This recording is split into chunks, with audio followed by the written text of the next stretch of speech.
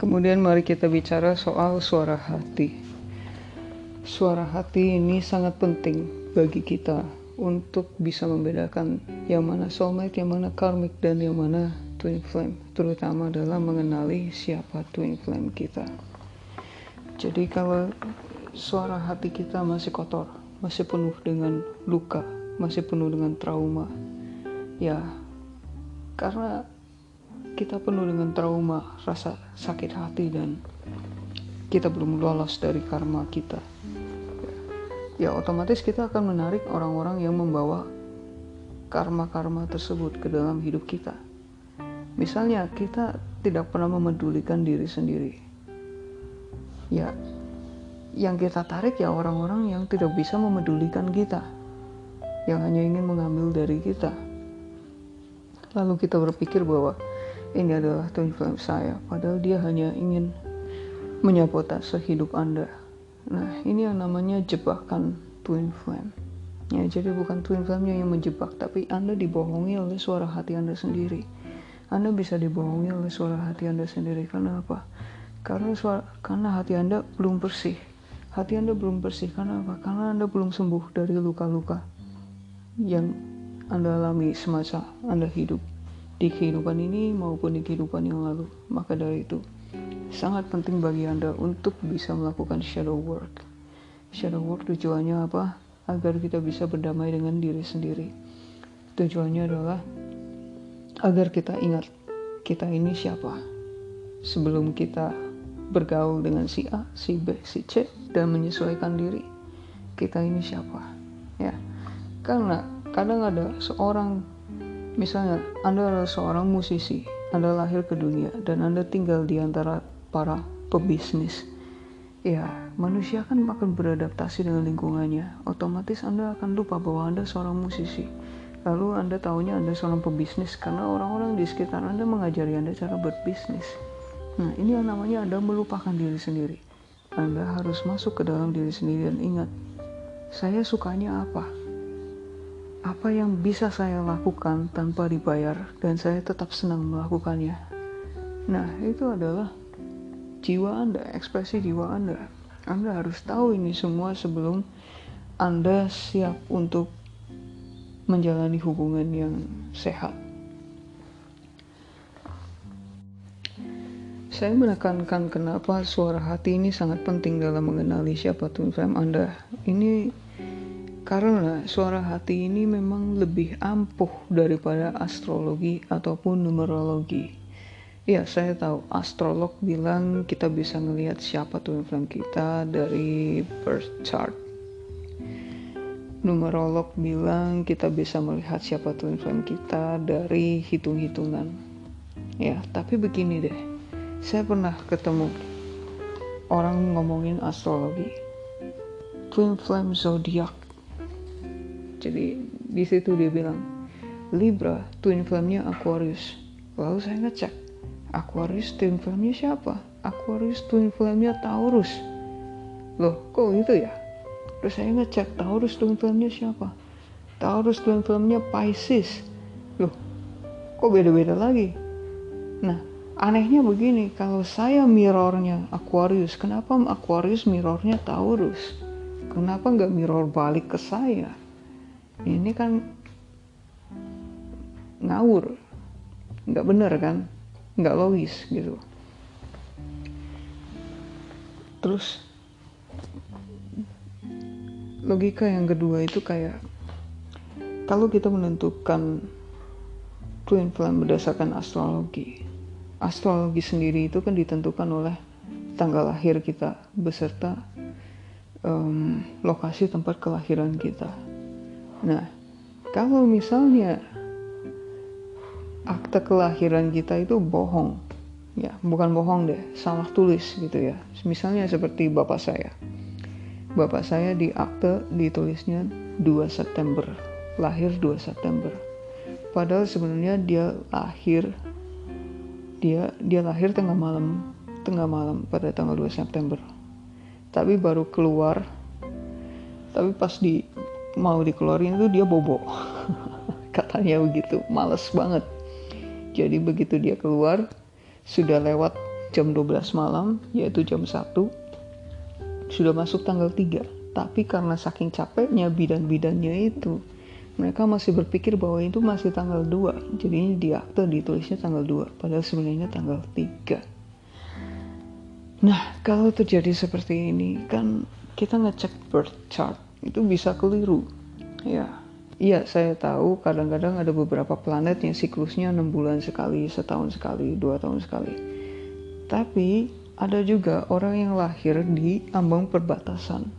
Ini saya nih ya, kalau saya lahirnya 30 menit lebih lama daripada yang saya lahir sekarang ini, 30 menit lebih lama, Mars saya sudah tidak di Capricorn lagi. Mars saya sudah pindah ke Aquarius. Saya jadi karakter yang beda. Seperti ini gitu. Jadi kadang-kadang kalau kita menilai dari astrologi, semua harus presisi kan? Semua harus presisi. Nah, terus kalau kita mau unut-unut lagi, kenapa kita tidak bisa mengandalkan astrologi untuk menilai siapa twin flame kita? Misalnya nih, kalender Gregorian ternyata salah, keliru. Lalu kalendernya, ya kita kan sekarang pakainya kalender Gregorian, Masehi ya. Terus kalendernya diganti, ternyata yang benar itu kalender Gregorian versi 2 gitu ya. Lalu diralat semua, direvisi semua, sehingga tanggal lahirnya mundur semua. Ternyata yang benar sebulan itu ada 60 hari dan setahun ada 13 bulan. Nah loh, berantakan semua kan. Terus kita mau ngikutin yang mana? Hitung-hitungannya juga ganti semua pasti. Jadi kalender itu kan buatan manusia. Belum tentu murni dari ilahinya gitu. Sementara kita lahir dan takdirnya ditentukan oleh hitung-hitungan seperti itu. Ya, kalau kalendernya diganti, ya takdir kita diganti juga dong. Kan nggak bisa begitu. Itu namanya takdir kita dikendalikan oleh kalender. Ini kan salah. Terus yang lahir sebelum kalender Gregorian diciptakan bagaimana? Nah, makanya itu kalau Anda pernah ngecek ya, ada suatu uji social science, tes sosial. Seorang astrolog yang sudah puluhan tahun menjadi seorang astrolog, dia diminta untuk menebak zodiak 12 orang. Benar nggak tebakannya? Ternyata nggak semuanya benar dia nebak. Kalau cuma salah sekali 2 kali ya oke lah. Tapi ini salahnya kalau nggak salah banyak loh, lumayan loh. Jadi ini membuktikan bahwa kita mau lahir sebagai zodiak apapun, kita nggak dikuasai oleh zodiak kita. Kita lebih luas daripada zodiak kita. Kita lebih luas daripada apa yang dideskripsikan astrologi. Ya, saya bukan mau menyangkal kalau astrologi bohong, bukan begitu. Saya ingin menyampaikan kalau kita lebih luas daripada apa yang dijabarkan oleh astrologi. Mungkin ada yang benar, tapi itu bukan, kita nggak terbatas sampai di situ aja. Itu bukan jadi batasan kita. Itu hanya teori, sebatas teori. Kita ini siapa? Berdasarkan astrologi, teorinya saja. Seperti itu.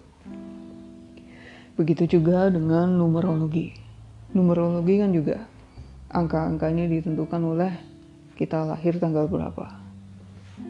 Kita namanya ada berapa huruf kayak gitu, hitung-hitungan seperti itu. Jadi misalnya begini, ya kalau kita kebetulan lahir dengan nama yang ditulis pakai huruf A, B, C, D, Z, ya kalau kita lahir dengan nama yang ditulis pakai huruf Cina, huruf Korea, huruf Mesir, hieroglif itu. Terus numerologinya gimana? Oke, mungkin ini satu info yang belum saya ketahui ya, tapi ya ini hanya untuk menjabar. Ini hanya untuk ini saya bukan mau bilang, sekali lagi, saya bukan mau bilang kalau numerologi, astrologi itu patokan kuat gitu ya. Ini ada di numerologi kalau kamu twin flame saya. Ini ada di astrologi kalau kamu twin flame saya. Sekarang gini, twin flame kamu mungkin lahir misalnya 18 Agustus jam 8:08. Memangnya cuma dia di dunia ini yang lahir pada jam segitu? Enggak juga kan? Enggak juga. Seperti itu. Jadi astrologi, numerologi itu enggak harus jadi patokan kalau seseorang adalah twin flame kita atau bukan. Ya mungkin bisa membantu sedikit, tapi itu bukan jadi patokan. Yang jadi patokan, yang bisa kita andalkan adalah suara hati kita. Dengan catatan suara hati kita harus bersih. Suara hati kita harus sehat. Karena kalau suara hati kita sakit, yang kita tarik ya orang-orang sakit. Kita tertariknya sama orang-orang sakit. Kalau suara hati kita sedih, kita tertariknya sama orang-orang sedih atau orang-orang yang bisa membawa kesedihan ke dalam hidup kita. Nah, maka dari itu berhubung yang bisa kita andalkan adalah suara hati. Jadi makanya penting sekali buat kita untuk selalu menjaga suara hati kita agar bisa tetap bersih.